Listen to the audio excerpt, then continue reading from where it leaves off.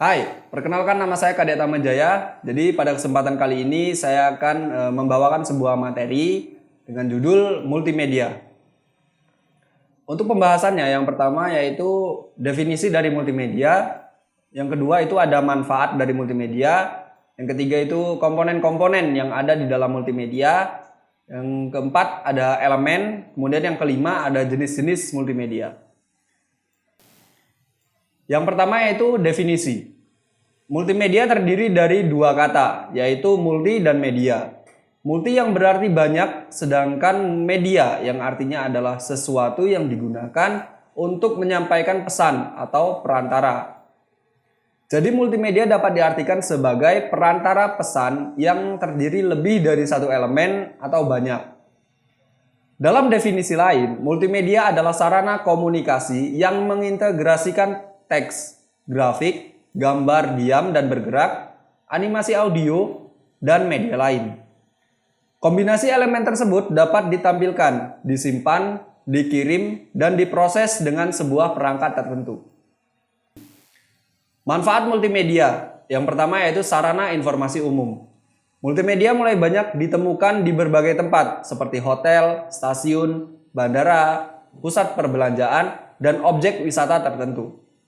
Tersedia perangkat multimedia yang menyebarkan informasi umum tanpa pengunjung harus mendatangi saluran khusus. Penerapan ini dapat memangkas waktu dan mengurangi pengeluaran untuk personel pada bagian informasi. Meski masih akan diperlukan tenaga khusus untuk menyampaikan informasi yang lebih mendetail. Yang kedua yaitu media pembelajaran. Di sekolah, multimedia akan menjadi media pembelajaran yang efektif. Selama ini, metode pengajaran dianggap monoton dan membosankan. Dengan sarana multimedia, ilmu dapat disampaikan secara lebih menarik, sehingga anak didik dengan mudah mengingatnya. Salah satu contoh penggunaan multimedia adalah pada tugas presentasi, di mana peserta didik juga menggunakan media interaktif untuk mempresentasikan hasil belajar menggunakan laptop dan proyektor. Yang ketiga yaitu memajukan ilmu kesehatan. Beberapa tahun yang lalu, seorang ibu hamil baru bisa mengetahui secara pasti jenis kelamin bayinya setelah lahir. Namun dengan perkembangannya multimedia di bidang kesehatan, fenomena tersebut kini malah menjadi hal yang langka.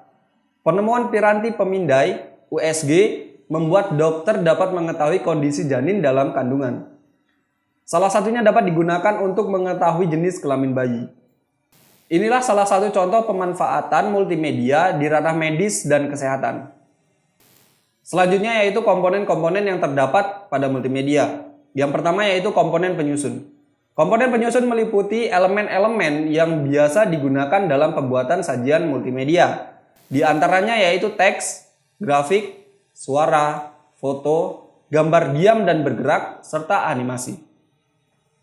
Yang kedua yaitu komponen pengoperasian.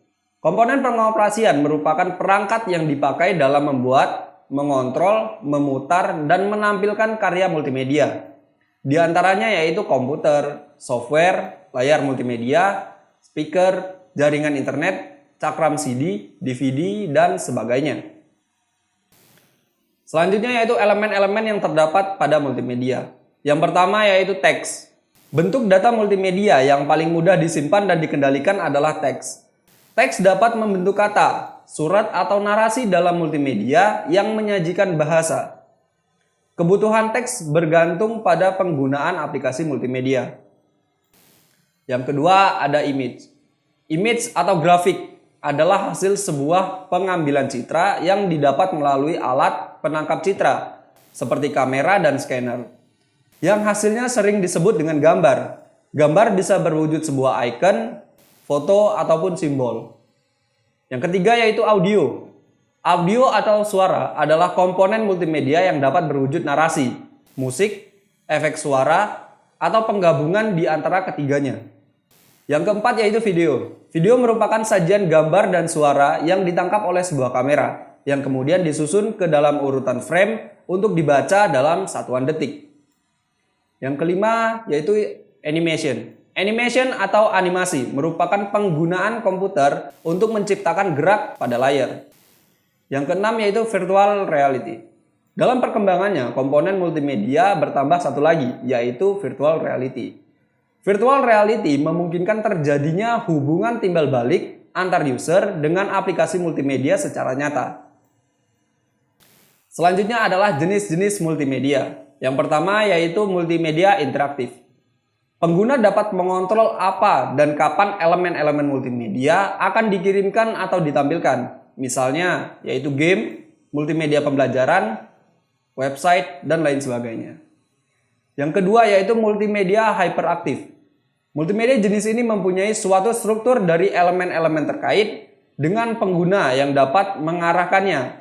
Dapat dikatakan bahwa multimedia jenis ini mempunyai banyak tautan atau link yang menghubungkan elemen-elemen multimedia yang ada. Contohnya yaitu World Wide Web, website, game online, dan sebagainya. Yang ketiga yaitu multimedia linear. Pengguna hanya menjadi penonton dan menikmati produk multimedia yang disajikan dari awal hingga akhir. Misalnya televisi, film, majalah, dan koran. Itu tadi materi yang bisa saya sampaikan mengenai multimedia. Terima kasih sudah menonton video ini dan sampai jumpa.